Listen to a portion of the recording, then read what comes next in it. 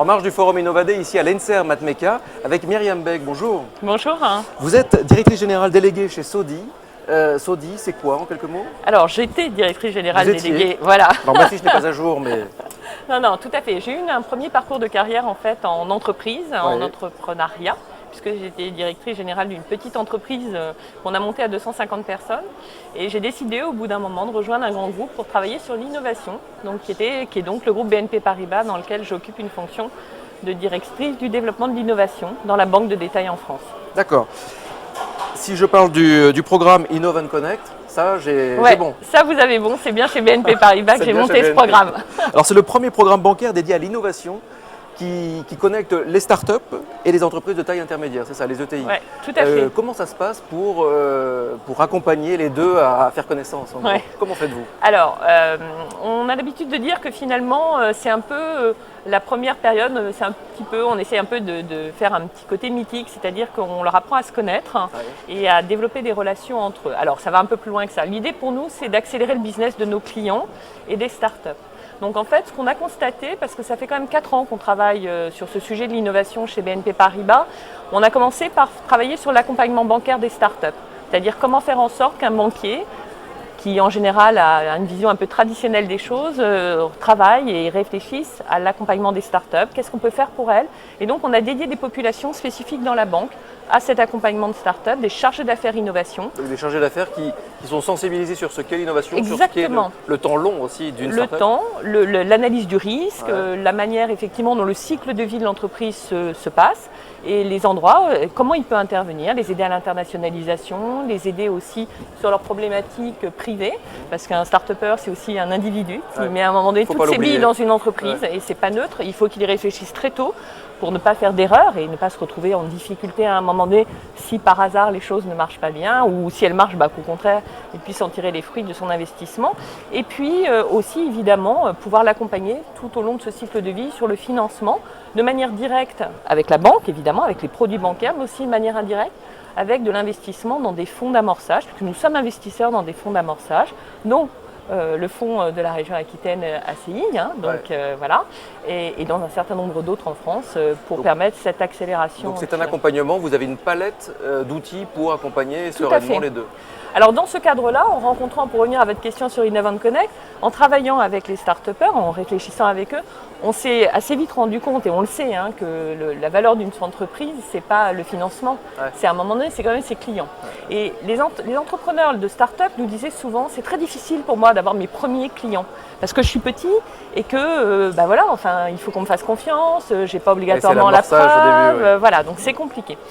Et nous, on a des grands clients dans la banque, par définition. La banque, c'est aussi toute une entreprise qui a beaucoup de grands clients et des clients de différentes tailles. Donc on a les clients du CAC 40, mais aussi on a 3 entreprises de taille intermédiaire sur 4 qui sont clientes de la banque. Et ces entreprises-là, elles ont besoin d'innover. Donc on s'est dit, finalement, il y a quelque chose à faire pour connecter en fait, ces entreprises de taille intermédiaire et ces startups et les faire se rencontrer et les faire innover ensemble. Donc on a monté un accélérateur de business, Innov & Connect, qui en fait a plusieurs programmes, et on est au début de l'aventure, parce qu'on a monté ça il y a un an et demi maintenant, pour en fait, un programme d'accélération court sur 6 mois. On part des besoins des entreprises de taille intermédiaire, de tout secteur, c'est-à-dire on peut avoir Laboratoire Pierre Fabre, Oneo, CRI, JC Deco, qui à un moment donné ont un besoin d'innover. On fait un appel à candidature de start-up France entière, voire européenne, voire mondiale, et on trouve le bon couple qui permet de innover, c'est vraiment mythique. De faire fonctionner quelque chose. Et pendant 6 mois, on les aide et on les accompagne pour qu'ils ne s'égarent pas en fait à un moment donné dans cette logique open innovation qui est compliquée. Par rapport à ça. Vous êtes vraiment présent à leur côté sur les deux parties. Donc on le voit, on peut vraiment innover encore dans l'investissement et d'autant plus maintenant. Bien sûr. On innove dans l'investissement, c'est vraiment le thème de ce forum Innovadé. Quelques chiffres juste, là ça fait un an et demi qu'Innov & Connect a été lancé. Tout à fait. Est-ce qu'il y a un premier retour d'expérience avec des chiffres? Il y a un premier retour d'expérience. L'année dernière, on a donc 2 programmes, cet accélérateur sur 6 mois. Donc pour l'instant, on a une vingtaine de grands clients qui sont montés à bord. L'année dernière, 8, cette année 11. Donc on est ravis, ça augmente. L'année dernière, sur les 8 couples qu'on a formés dans cette accélération 6 mois, 5 ont réussi à co-innover, à créer quelque chose qui va aller au-delà des 6 mois qu'on a créés. D'autres n'ont pas réussi, ou en tout cas ont décidé de ne pas le faire. Pour autant, dans ces couples qui n'ont pas fonctionné, il y a une des startups qui est rentrée avec une entreprise et qui est ressortie en ayant 10 clients. Pourquoi ? Parce que en fait, pendant ce temps-là, nous, les autres commerciaux de la banque, ont appris à connaître cette startup qui était dans le domaine du transport, de la digitalisation du transport, et l'a présentée à tous les grands clients logisticiens de la banque. Et ben, Oui, il est ressorti avec 10 clients. Bien sûr. C'est que ce n'est pas forcément pour trouver la mariée à la fin, c'est pour… Voilà, c'est pour aussi élargir largement le spectre. Donc on a vraiment cette logique et on a créé 2 lieux de l'innovation pour effectivement aussi poser ce programme, parce qu'à un moment donné, on peut se rencontrer de manière virtuelle, mais il faut aussi se voir de manière physique. Ouais. On a une petite quarantaine de startups aujourd'hui dans nos 2 lieux de l'innovation. Et ces startups, en fait, qui sont un petit peu plus matures, donc elles sont déjà en phase de commercialisation. Là, on leur fait rencontrer le maximum de clients, y compris BNP Paribas, enfin, dans des logiques internes BNP Paribas, de besoin d'open innovation de BNP Paribas, maximum de clients pour qu'elles accélèrent leur business et qu'elles puissent nous quitter très vite pour devenir de belles pépites françaises. Très concrètement, si demain je crée une start-up, que le projet Innovent Connect évidemment m'intéresse, je fais comment ?